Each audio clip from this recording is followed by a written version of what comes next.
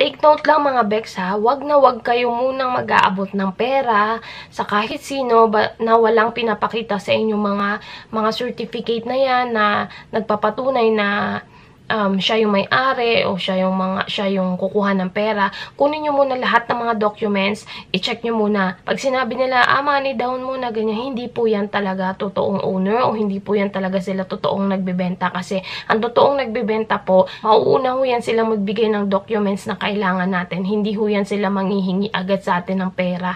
Tandaan nyo ho yan, wag na wag kayong magbibigay ng pera kasi syempre, baka yung pinaghirapan nyo, pinag-ipunan nyo na mahabang panahon o yung property na iniisip nyo inyo na, baka maglaho pa. Ingat po sa mga taong nakakausap.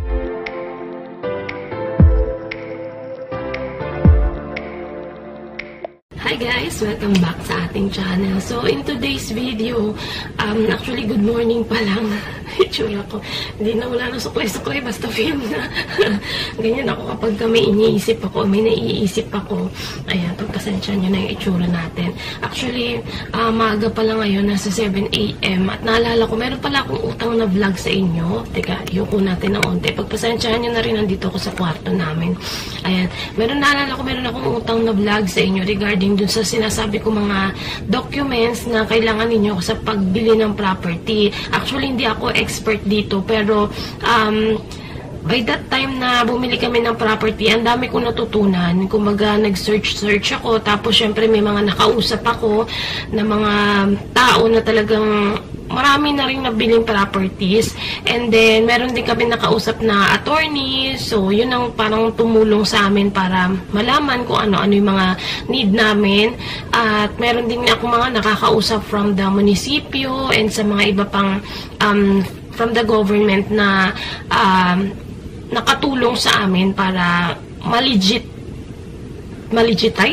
malaman namin na legit yung mga nakuha naming documents. So, ito i-share ko din sa inyo kasi that time na naghahanap ako, as in wala talaga ako masyadong mahanap. Ngayon, di ba, usong-uso na yung mga video vlogs, ganun.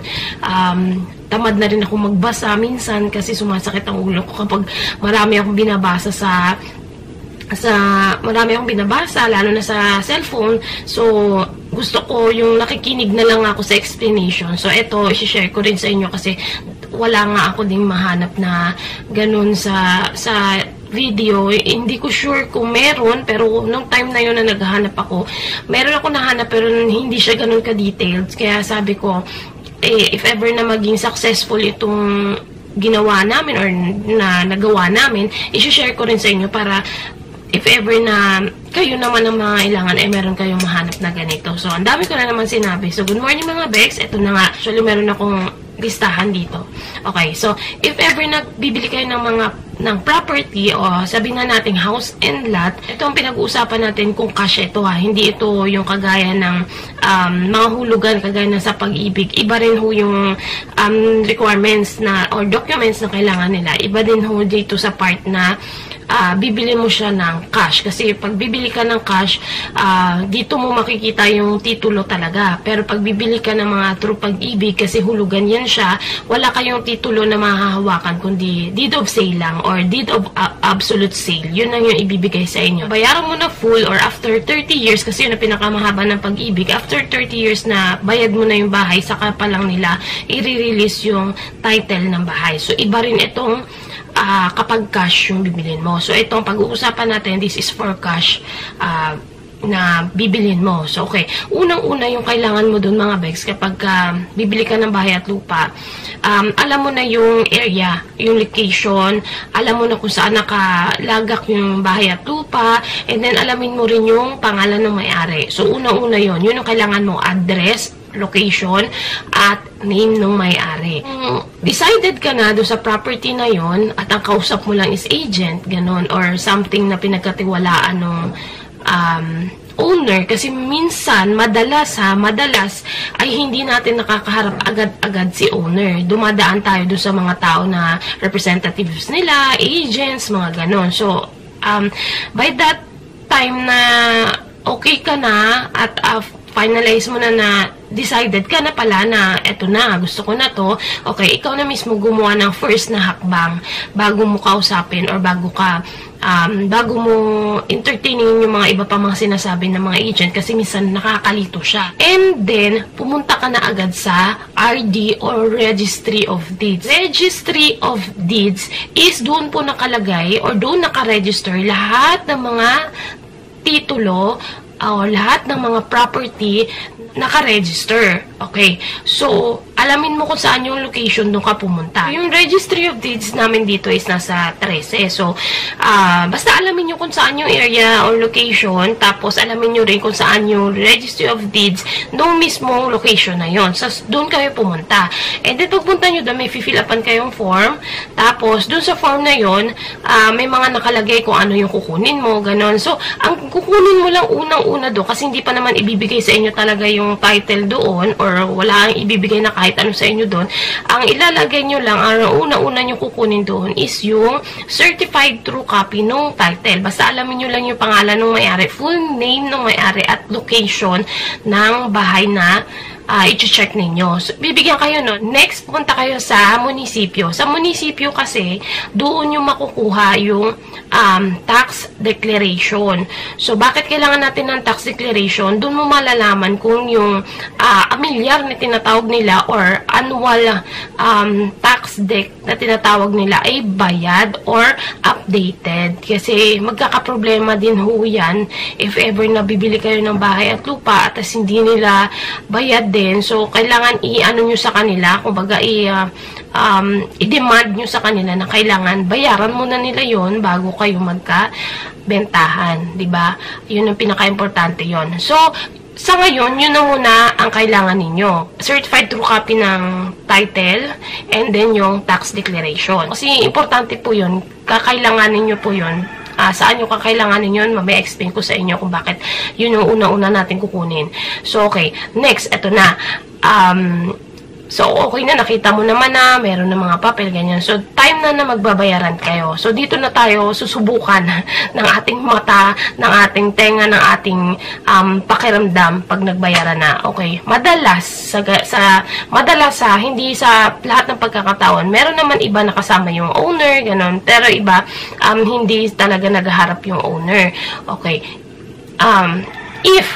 If lang ito, sa sitwasyon, if lang na hindi ang owner ang humarap sa inyo sa payment, kaya na if sample, ang owner na sa ibang bansa na o malayo na or hindi na kayang pumunta sa inyo, ganon, humingi kayo ng SPA o Special Power of Attorney dun sa person na kaharap ninyo na sinasabi na siya yung kukuha ng payment. Okay? Kailangan nyo yun. Basahin nyo maigi kung ano mga nakasulat doon.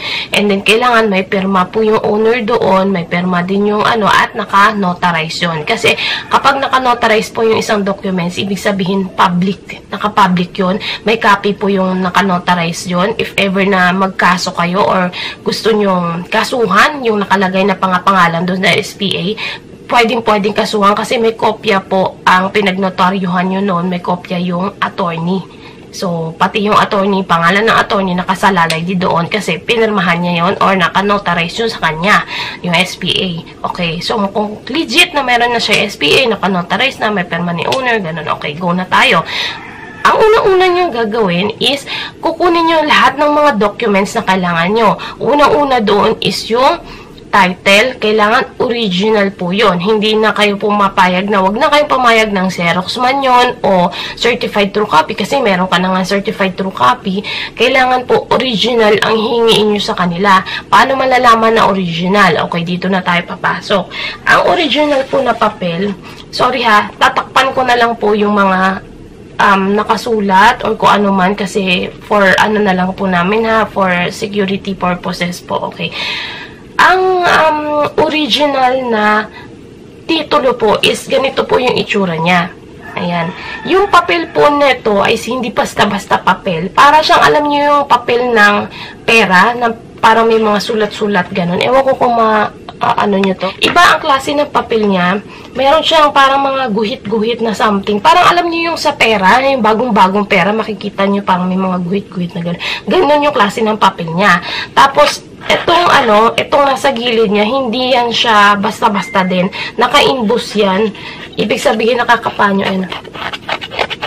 Ayan, naka-imbus yan. Ito yung part na may LRA kayo something makikita. Ito yung pinaka, ano nila, pinaka parang logo.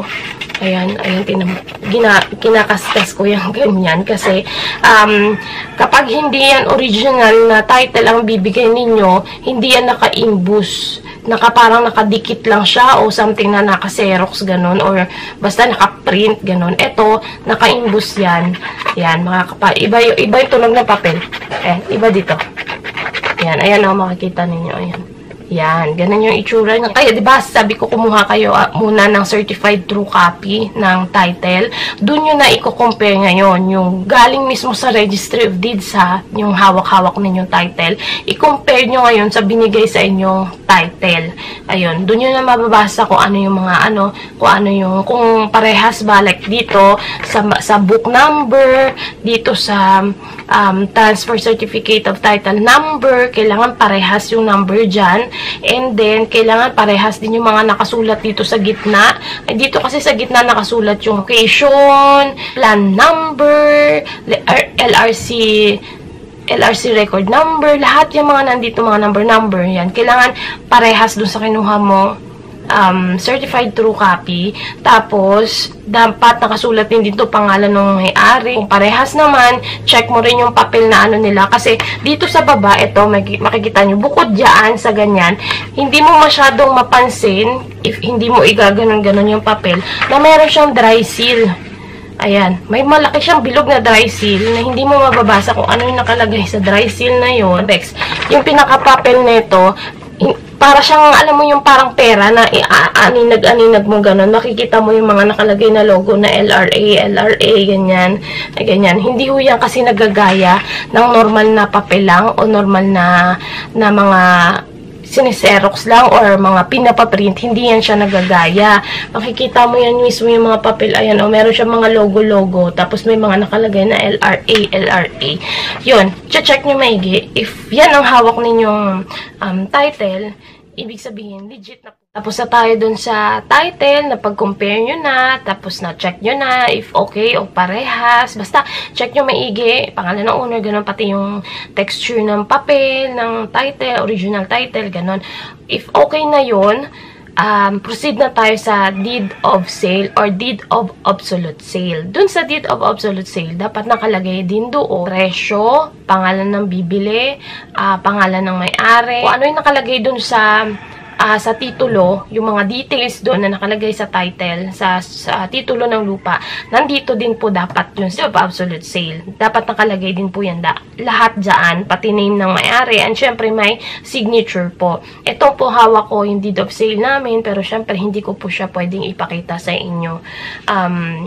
Kasi may iba-iba rin po yung deed of sale na ginagawa. Depende po sa ano. Kasi sa amin ho, kasi ang may-ari po nung binili namin property is attorney. So, medyo maalam na rin siya sa mga ganito-ganito. So, pero ingat po kayo ha, kasi minsan po, yun yung sinasabi ko sa inyo, hindi po yung mismo may-ari ang haharap sa inyo. May mga papadala siyang tao, ganyan-ganyan. Kaya kailangan humingi po kayo ng SPA o yung Special Power of Attorney, na ibig sabihin, pinapahintulutan niya yung tao na to na kumuha ng pera mo o talagang o yung tao na to ay inutusan niya na kumuha ng pera na to. Ang deed of absolute sale po, 3 copy po siya. Dapat naka-notarize na yan. Tapos, may mga perma. May perma siyempre na may-ari. Perma mo, ganun. Next, siyempre, hingian mo sila ng ID ng owner. Doon sa ID ng owner, kailangan meron siyang 3 signature doon. Tapos, i-compare mo yung signature niya sa deed of absolute sale kung parehas, or deed of sale kung parehas yung kanyang signature compare doon sa signature niya. Kaya 3 yung pinapapirma kasi yung stroke kasi ng pagpirma natin iba-iba. Pansinin nyo yun. So, kaya 3 kasi minsan may shortcut tayong ginagawa sa signature natin. Meron naman yung mahaba, ganyan. Tapos, meron naman yung parang nagmamadali tayo. So, doon makikita yung stroke ng signature. So, compare nyo rin po doon sa hawak ninyong deed of sale kung parehas po yung signature niya. Tapos, next na hihingiin nyo po is yung tax declaration. Sa tax declaration po, ang ibibigay nila sa inyo, kasi pag pumunta kayo ng tax dec or ng munisipyo, hingi ka ng tax declaration, ang ibibigay lang po sa inyo is yung tax clearance. Ibig sabihin ho ng tax clearance, makikita nyo lang po doon yung binayad niya or kung paid paid na siya, kunwari 2020, paid niya na yung whole annual, kasi annual yun eh. Annual yun, 1 year yun, ang pagbayad ng amilyar. So, makikita ninyo kung paid na yung 2020 or kung paid na yung 2021, ganun. Kasi kung 2021 kayo bibili, dapat paid niya na rin yung 2021 para 2022, kayo na mag-start magbayad ng amilyar nun. Yun. So, if ever na humingi kayo sa munisipyo, yun ang ibibigay nila sa inyo. If ever naman na yung owner mismo ang hihingi doon sa munisipyo, ang ibibigay sa inyong tax declaration, dalawang copy po yun. Dalawang magkaibang tax declaration. Ang una is, nakalagay declaration of real property. Meron po para sa land at meron din po para sa building o sa house po. Dalawa po yun ang ibibigay sa inyo. So, sa ano kasi, kapag pumunta ka ng munisipyo, ang ibibigay sa inyo, ganito lang siya. Yan, ganyang klase. Tax clearance. So, dito makikita, yung sa amin, ayan, may OR, number, date, ganyan. This is covered for period cover of 2021 full. So, bayad na siya the whole year ng 2021. So, wala na kami problema for the 2021, 2022 na lang yung babayaran namin. Dito sa clearance na to, nakalagay yung OR number, OR date, ganyan. Tapos kung magkano yung binayaran mo, tax. Tapos kung saan located yung ayan, location, number, ganyan. Nandito ho lahat yun sa tax declaration na hihingiin nyo na kayo mismo ang hihingi sa munisipyo. And then, kapag yung owner naman yung maghihingi ng tax declaration, ganon, iba po yung copy na ibibigay sa kanila. Ganito po yung copy. Ayan, dalawa po yan para sa building at para sa lot. So, yun din po yung hihingiin ninyo. And dapat po original po siya, hindi Xerox. Pag malalaman nyo pong pa-original, kasi magkaiba po yung kulay. Kulay blue po yung para sa, ano ba to, para sa kulay blue yung nakalagay dito. Ewan ko kung dito lang ho sa amin. Kasi dito sa Dasma, ito po yung nakalagay dito. Kulay blue naman po para sa building at kulay green para sa land. Magkaiba yung kulay. May mga hiningi po kasi ako mga iba pang certificate kagaya ng release and discharge of real estate mortgage. Mga ganan. Certificate yan nila. Tapos, meron pa po akong Public Estate Authority Certification kasi yung house and lot po na nabili namin ay sa PEA po siya or Public Estate Authority po siya galing. Yung nagmamayari po nun ay sa government po siya nagtatrabaho. So, yung lupa na yun ibinigay sa kanila, binenta sa kanila ng government na mura, and then yun, kailangan ng mga ibang mga certificate, tapos authority to sell.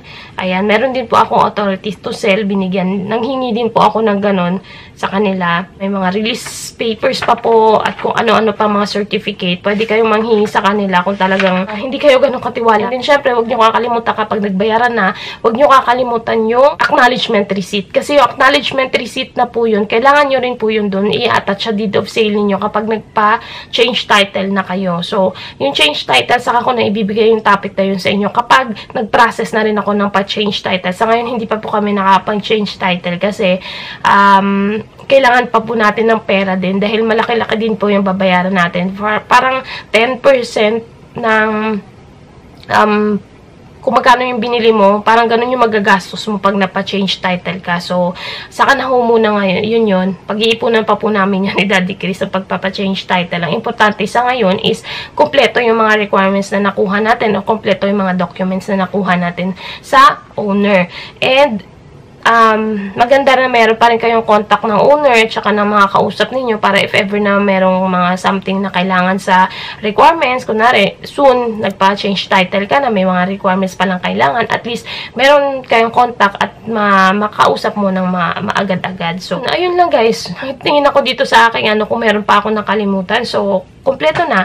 Ayun, basta hingin nyo lang din lahat-lahat ng mga certificate na kailangan ninyo. Actually, hindi naman siya ganun ka-importante. Ang importante na makuha ninyo doon is yung land title o yung certificate of title and then yung deed of sale. Deed of sale kasi yun yung pinaka kailangan ninyo na ibig sabihin na benta na sa inyo yung bahay at lupa. Yun kasi isa sa mga hihingiin din if ever na pupunta kayo doon sa property at may nangialam doon sa property ninyo, ipapakita nyo yung deed of sale na ito o deed of sale, nakapangalan sa amin yan, kahit hindi pa yan naka-change title at hindi pa yan naka-change sa pangalan namin, pero yung property na yan ay amin na ho yan. Nabili na ho nabenta na ho sa amin or nabili na ho namin yan. So, pakita nyo rin yung pangalan ng may-ari, yung gano'n-gano'n. Kasi nakalagay na ho yun doon sa deed of absolute sale, yung lahat ng detalye, pati yung saan man yung lupang galing. So, yun lang may share ko sa inyo mga Bex. So, if ever may nakalimutan pa ako i-explain sa inyo mga Bex,